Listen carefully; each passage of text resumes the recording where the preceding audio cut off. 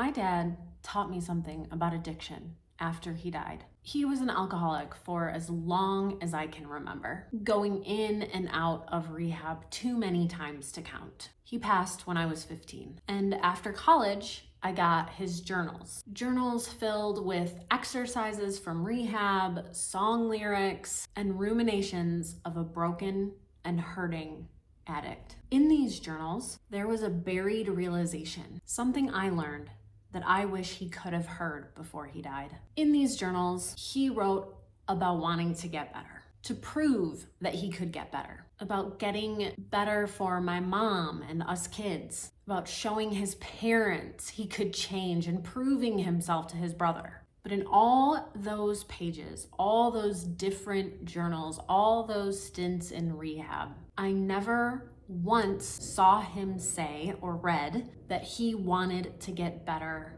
for himself, that he was worth getting better for. It was always about other people, the people in his life, never about him. Not ever, because he was worth it. And I don't think he believed he was. I've seen this in other people too. I'm not a therapist or a counselor, just in observations and my experiences. I lost a friend to addiction, and I believe he had the same blind spot as my dad. He could never see the good in himself the way other people could, and there was so much good. And I don't necessarily think addiction does this to people. I think some people sometimes become addicts or turn to substances because they already believe they're not enough. And then shame that comes when you have an addiction only feeds into that belief. So it becomes a vicious cycle. Again, I'm not a counselor or a therapist. This is simply me ruminating, observing, and thinking about what I've experienced and witnessed. And what I've seen is that you cannot sustain recovery when it's only for other people. Eventually, that runs out. Those relationships might get hurt. You might lose them, and then what? And then where are you? You have to believe that you are reason enough. You have to start there. My dad never got to hear that, at least from me. I don't know if other people in his life tried to tell him that. But back in the 80s and 90s, you didn't talk about that. Men didn't talk about those things to each other, so I don't know if he ever heard that. So I put it in my book, The Things We Cannot Change, a story about the ghosts created by addiction, a fictionalized version of my story and my life growing up with and losing my dad to alcoholism. There's a moment in the book where Callie, the main character, asks her dad this very question. And I'm just going to read a quick little section of that. It's important to note that the dad in this scene is a ghost. The book is about Callie coming face to face with the ghost of her father 1 year after he passes.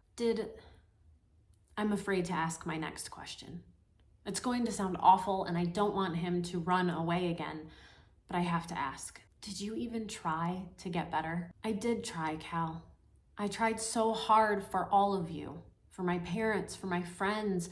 It may not look like it, but I fought it so hard that, well, here I am. My next question, the one that's been haunting me even longer than the figure in front of me, is replaced with a new one. What about for you? What? You said you fought for us, for your parents, for everyone else, but did you fight for yourself? He blinks at me as though no one has ever asked him this question.